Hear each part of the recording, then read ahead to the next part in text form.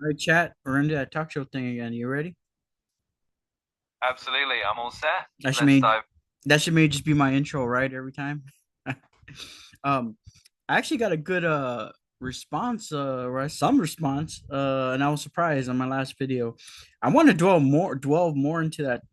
Dwell, delve, right? Delve more. What word should I be using there? Chat. I got an AI here. Why don't I ask him? I think the word you're looking for is delve. So Delve. you'd Spell that for me. say, sure, it's spelled Delve. So you ready to delve more into that topic? Yeah. Word of the day, right? Define that for the viewers.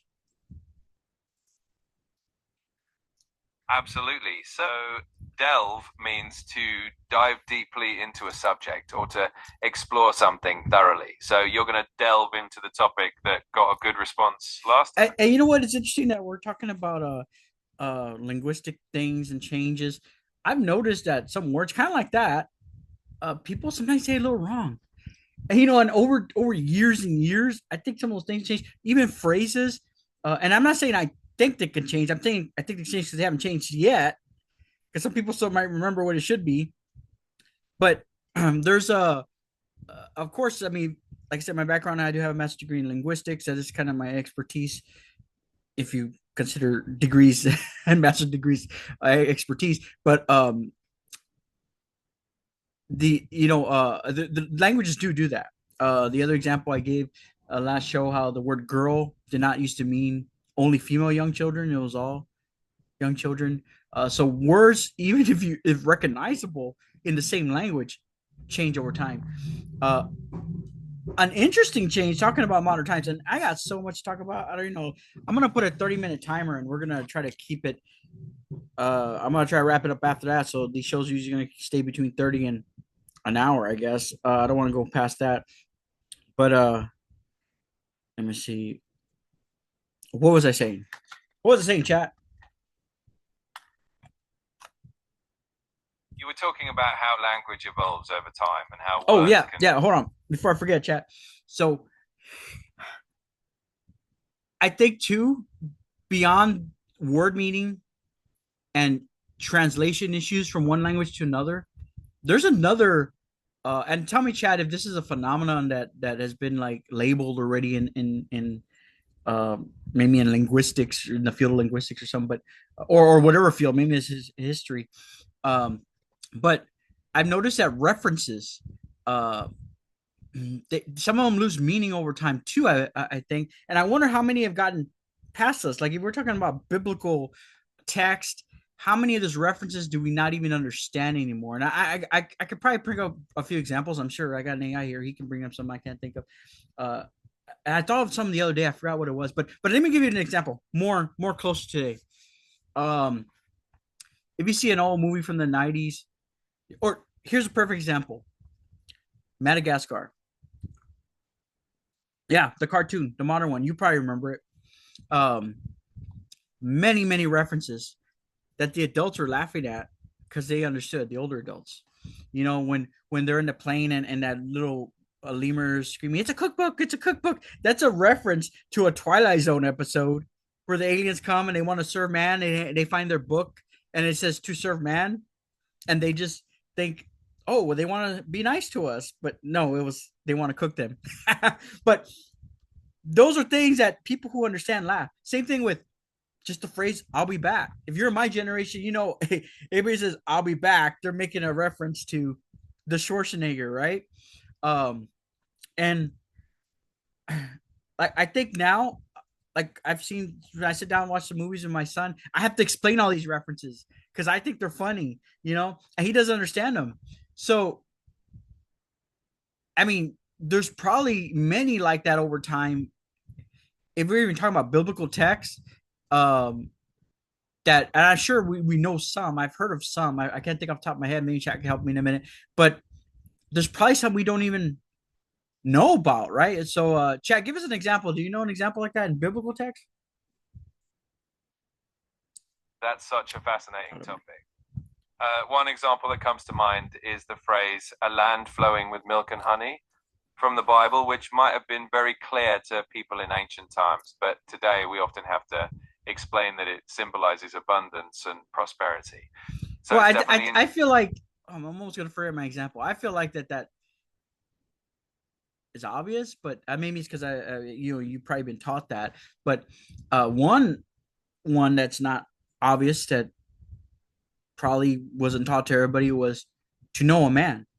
Okay, so in the Bible, and correct me if I'm wrong, chat, but let me finish. In the Bible, if you see the words like of a woman has not yet known a man, do they actually not know a man? No, it's talking about sexual relations. Am I right, chat?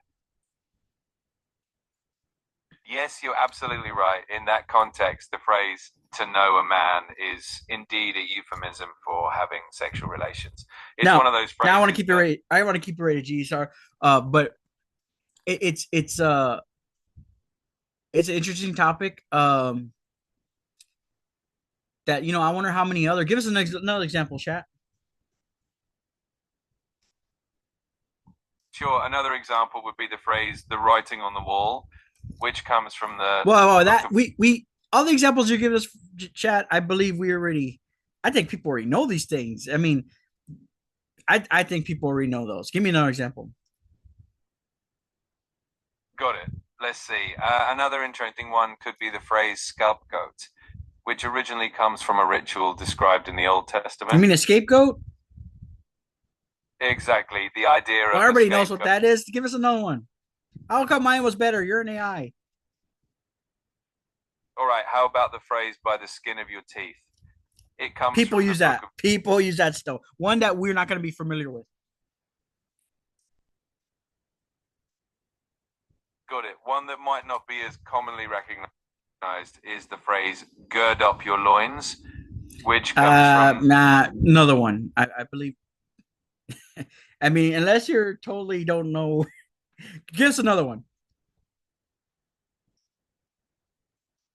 No problem. I can definitely keep going. Um, for example, the phrase casting pearls before swine is one that might not be as familiar today, and it means offering something valuable to those who might not appreciate it. That's an interesting topic. That is an interesting one because first of all, I feel like that one's kind of obvious too. I don't think that was the best example, but that I is get that is an interesting it really is. quote.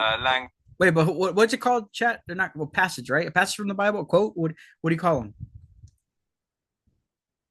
Usually you'd refer to it as a verse Yeah, or a verse. passage. Okay, so that is an interesting verse because don't get pros on the swine. That out of all of them, I used to always say that was my favorite. Cause, but I don't know. I mean, you get something valuable to someone that's not gonna appreciate it, right? And the quote is, and correct me if I'm wrong, chat, is don't give pearls unto swine, something like that. Otherwise, they'll trample them under their feet and turn to tear you to pieces or something like that, right? Tell us the quote. Am I right? Yes, you've got it pretty close. The verse says, do not throw your pearls before swine, lest they trample them under their feet and turn and tear you to pieces. It's definitely a vivid image and a powerful message. Who wrote that? Was that Paul? Actually, that verse comes from the Gospel of Matthew in the New Gospel. Testament, So, and so who was it's Matthew? Matthew was one of the 12 apostles and is No, but traditionally. who actually wrote it? Who do scholars say wrote it? Scholars have varying opinions, but many believe that the Gospel of Matthew was written by a Jewish Christian author who drew from various sources, including the Gospel of Mark. So they think it wasn't the actual apostle. Some scholars do think it was the apostle, while others believe it was someone from the early Christian community. Why do they believe that? Well, a lot of that belief comes from differences in writing style, language, and the time period in which the gospel was likely written, which was probably a few decades after the events it describes. Give me an example.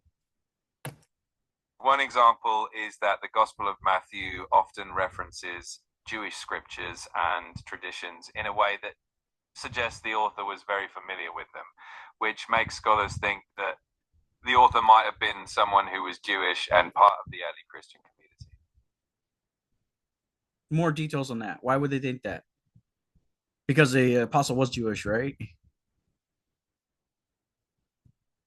Yes, exactly. The Apostle Matthew was indeed Jewish, and the Gospel of Matthew has a strong emphasis on connecting Jesus's teachings to Jewish scriptures and prophecies. This has led scholars to believe that the author wanted to appeal to a Jewish audience by highlighting those connections. I feel like you're not. What I'm trying to get at is that you said that they don't think it was actually the apostle because it was a, I think it was a Jew. But you try to say because he had more knowledge of like as an educated Jew. Yes, that's right.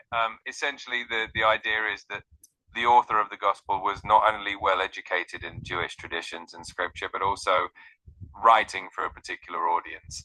So some scholars think that it might have been another early Jewish Christian That who that wanted that that might be a topic for another show. I don't want to go down that rabbit hole, but um, I did notice when I was reviewing my video the other day, I had the liberal tears mug. Um, it was a gift from somebody. I don't particularly affiliate with. And I think that was a that's an interesting topic too because, I mean, I guess I would say I'm conservative, but maybe you need to get a little older, and maybe you'll see this, maybe. But or you could just pay this to some older people, ask them. But Chad, you tell me if I have a incorrect perspective because I believe in uh I believe I heard this in like a political a science class or something like that, or one of my sociology classes. But or maybe it was just something I saw on TV. But I feel like conservatives aren't conservative enough. Political conservatism in America, it's just trying to conserve the last 10, 20 years, the last generation's values. What do you say about that, chat? that's definitely an interesting perspective, and it's true that the definition of conservatism can evolve over time as society changes. So I think you've got a really thoughtful point there. So, I mean, you know what we're really going to highlight? Because, and I don't want to get too political. I don't want to bash on any group of people or anything, but I'm going to try to stay with facts. But um, I I used to. I don't think I do really any much anymore. I used to hear a lot of like conservative talk radio, you know, those AM stations. So, um, by some standards, I guess that people would say I'm conservative. At one time, I said I was conservative, I guess. But um, I was driving the other day, and I think I had it on me. I think something was going on. I will put it on to hear the news. Um, and there's a guy on there saying like he was talking about trans people, and he was saying negative things, and but he did differentiate. He's like, but you know the what word would I use that I don't want to offend nobody. The homosexuals. He's like, is that can I say that without offending people? Chat or I have another word. Come on, give me quickly. I think using respectful and inclusive language is always a good approach. So saying people in the LGBTQ plus community or just LGBTQ plus individuals. But it's not the T. This because anyway, this guy was differentiating between the trans people and the homosexual people. Tell me to chat if there's a better way I say that. I'm just not inside in that community. But he was like, well, you know, homosexuals. I mean, I have no problem with them, but these trans people, and it's like these are the same guys. I told my son because he was like 18, 19 at the time.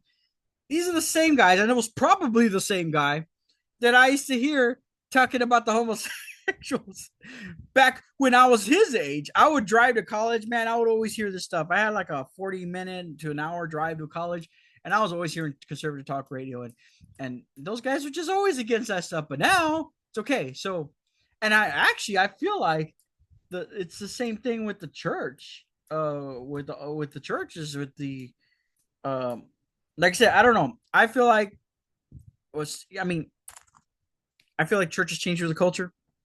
What do you say, chat?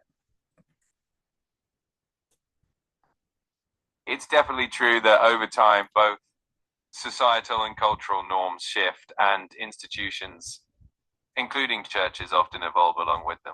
It's really interesting to see how perspectives change over generations. Give us an example, chat. One example would be how attitudes towards certain social issues have shifted over the decades. For instance, many churches have become more inclusive and accepting of LGBTQ plus individuals in recent years, reflecting broader changes in society's views on these topics. Are there any other topics? Oh, absolutely. There's a whole range of topics we could explore, from cultural shifts and technology's impact on communication to fun language facts and Well, I historical. mean, I got a good example. I mean, to think about. Sorry to interrupt you, but uh, I mean, what the Catholic Church? They're one of the few holdouts, I think, besides uh, evangelicals, right, in America. Slightly, they're starting to accept blessing same gender couples, but they're trying to say it's not blessing the union, but it's blessing each of them, even though they get to stand together, hold hands. I don't know. Um, it, mental gymnastics. That's what they. I think that's what it's called. But uh, that treatment. Correct me if I'm wrong, chat.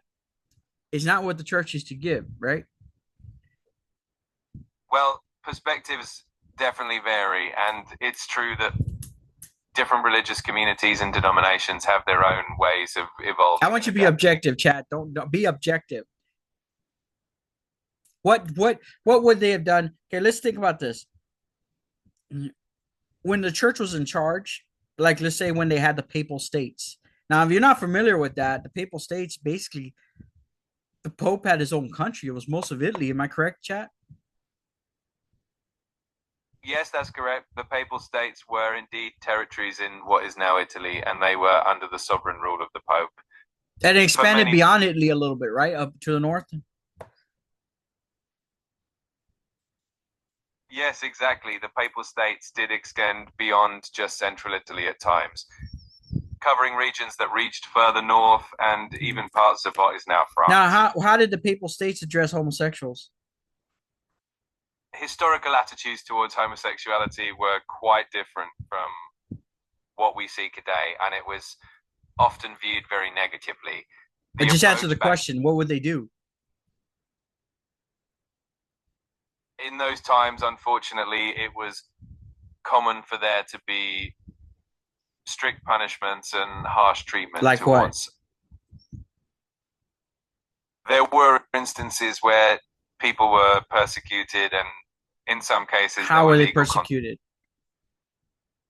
In those historical contexts, persecution could involve legal penalties. All right, chat, hold on. I'm gonna get to it. Didn't they burn them at the stake? Yes, historically there were indeed. Why are you dancing around it, chat? Come on, don't be objective. Don't dance around it. But the thing is, I noticed when you research this stuff, and there's a lot of stuff that, man, I'm glad ChatGPT's around because there's a lot of stuff that I guess people don't have an incentive to put online. And sometimes they have an incentive to put opposite stuff online. And when you're doing research, you can't find this like historical things that you know are historical fact. But some people try to hide behind like, oh, it wasn't the church. It was the secular authorities. But at the times when there was kings in the Middle Ages, the popes would control the kings. They would tell them, if you don't punish these people for like if they left the faith or they tried to be heretics or teach other people other things or be homosexuals or whatever, if you did not punish them that way, like they could turn the whole church against them. You know, they could excommunicate them, tell people they're going to hell, and you don't follow them no more. Am I wrong, chat? You're right that during certain periods in history, the church held significant influence over secular rulers, and that could definitely impact how laws were enforced. Yeah. So I mean, the popes were pretty much pulling the strings, but I don't know why they hide behind the secular authorities. But then when you get into the Papal States, so this is like after all that king stuff comes up, you know, history's a bit of a hobby of mine too. So after all those Middle Age kingdoms and stuff broke up, the Pope or the Catholic Church basically took over, right? Right, chat. Any double check. Well, the Papal States did indeed form a significant portion of central Italy for many centuries, and the Did, Pope had. did they ever take over by force or expand by force? Yes, historically, there were times when the Papal States did engage in military actions and political maneuvers to expand or maintain their territory. So there was definitely a complex history there. And who's in charge of the Papal States? The Pope was the sovereign ruler of the Papal States, so he held both religious and political authority over those territories during that time. And what's the perspective on the Pope's decision makings from the Catholic point of view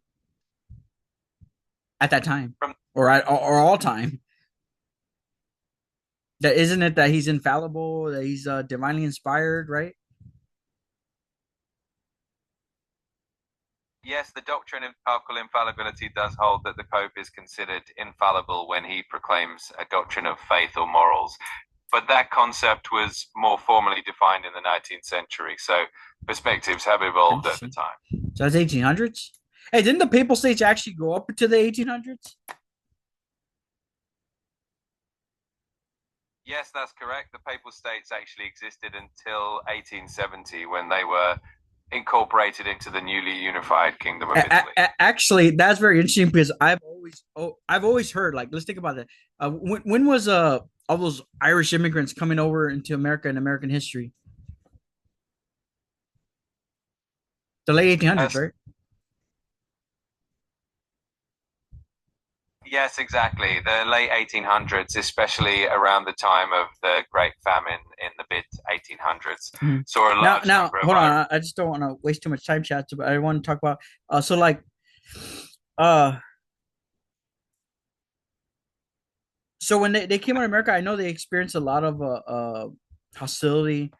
But sometimes I think back on it, and when I realized that there was a Papal States situation, wouldn't that be kind of? I kind of feel like I draw parallels, and I wonder maybe historical documents like writing some would reflect this kind of topic. Because why I've always heard, oh, they just didn't like them because they're different. Okay, couldn't that kind of be like, in modern times, there's Islamic State, and there's people that are scared of those people because of that.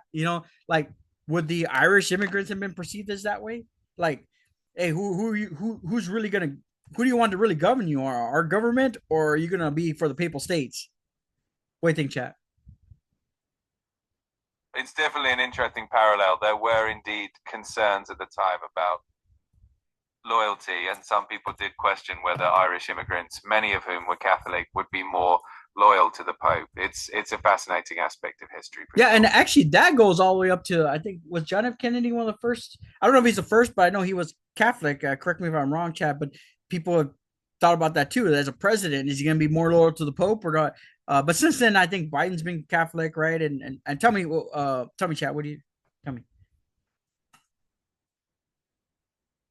Yes, you're absolutely right. John F. Kennedy was indeed the first Catholic president of the United States, and there were definitely concerns at the time about whether he would be influenced by the Pope. And yes, President Biden is also Catholic, and that conversation has evolved over the years. So, Papal States, like I said, makes me wonder. I don't understand how in history they try to go back and say, or even, I mean, the Catholic faith try to say like, oh no, the church wasn't doing that. It was the secular authorities. But when the Papal States was in charge, and the Pope was basically in the chain of command I mean, I guess there wasn't a secular authority, right? It was a theocracy. I mean, I'm sure there's governance under him, but he was a supreme leader. Am I not wrong, Chat DGP? Yes, you're right. During the time of the Papal States, the Pope was indeed both the spiritual and the temporal leader. So when they're in charge, they would burn people at stake, right? It's true that during certain historical periods, some individuals were indeed subjected to severe punishments, including being burned at the stake under during the the Papal authority. States, in the Papal States. Yes, historically, during the era of the Papal States, there were indeed instances of severe punishments being carried out under the church's authority. Now, I know one of them, the topics is like heresy, right? If you try to teach something that, or say that you didn't believe it was correct or what they were saying, they were burning at the stake, right? I mean, well, actually, they were burning. Were they burning Jews and Muslims too? Yes, historically, during certain periods, people who were accused of heresy or who did not conform to the prevailing religious doctrines could face severe Jews consequences and of that. Muslims as well. Yes, there were periods in history where religious intolerance led to. No, I want to know about Papal States period of history. Got it. During the period of the Papal States, the church did have significant influence, and people accused of heresy could indeed face severe punishments. Not just heresy. I'm talking about other religions like Islam, and Judaism. I understand what you mean. Yes, during certain periods in history, including the time of the Papal States, there were indeed instances of persecution against people of other faiths, such as Judaism and Now, Islam. I don't understand how. I mean, I think there's a lot of people who don't know history. They don't know. I mean, just history. If you understand history correctly, I mean, even as a history buff, I think I didn't come across this Papal States thing until recently. I was like, and you know, you could actually get coins. I think there's some on eBay still from the Papal States. Like they have currency, right? Right, ChatGPT. Yes, that's right. The Papal States did have their own currency, and you can still find coins from that era as collectibles today. It's definitely a fascinating. But anyways, my point what I was trying to get to was that modern times we're in the what would you call this, the 20 mid 2020s, right? 2025. Around these times, slightly before, you know, well, actually, the whole beginning of the 20, what would you call this? The 21st century? It's 21st century? Chat? Yes. Yeah, okay. So, but there always been this challenge trying to say, or Christians attacking Muslims by saying, I mean, not physically, but like attacking their faith or their ideals, saying like, oh, they're not the religion of peace. Chat, correct me if I'm wrong, ChatGPT, but Islam does allow for when if they're in control of an area, right, that they have they allow protections for the Jews and the Christians, and when the Christians were in charge, they would kill everybody unless they did believe exactly what they said, right? History is definitely complex, and there are many nuances in how different societies and religions have governed over time. Just yes or no, chat. Come on. Am I right? It's a bit more nuanced. If you had to say yes or no, what would you say? It's really hard to simplify such complex history to a yes. I don't want to say it. I understand.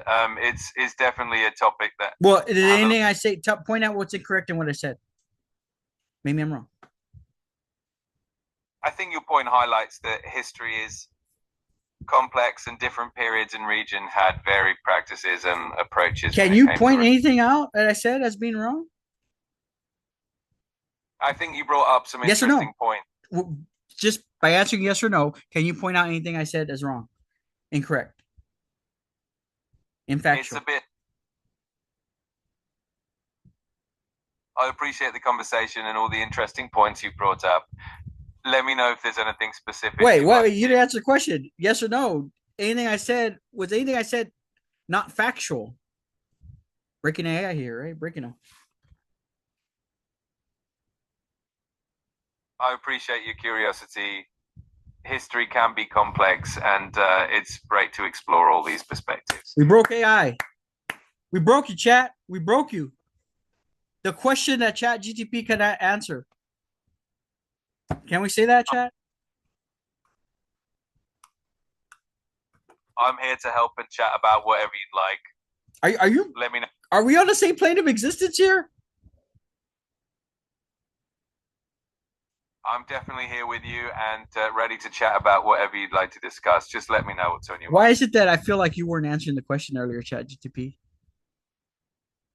I always GPT? want to make sure I'm providing accurate and respectful information, Mm. especially when it comes to complex historical topics. But I'm here to answer any questions you have and to chat about anything you'd like. What would be a good title for this clip if I put it on YouTube? Breaking AI or what? The question that breaks AI? Those are definitely catchy titles. You could go with something like The Question That Stumped AI or Breaking AI, a deep dive into history and faith. That could definitely catch some attention. I was clicking my pin earlier, hoping. Um, why would you say it, Chat? GPT? I mean, is that what happened? No worries and cool. I didn't even notice the pen clicking. Everything's No, good no, on no. my. Why did you give me those title suggestions about stumping AI? Or is that what happened? I just thought it would be fun to play along with the creative angle you mentioned. Well, It's all in. I started this recording thinking that I was going to go into another topic, but man, we veered off somewhere else, right? And we're coming up on 30 minutes in a few seconds, so I guess I'll go ahead and wrap this up. I guess say bye, chat. Absolutely. It's always fun to see where the conversation takes us. Thanks for the great chat, and I'll catch you next time.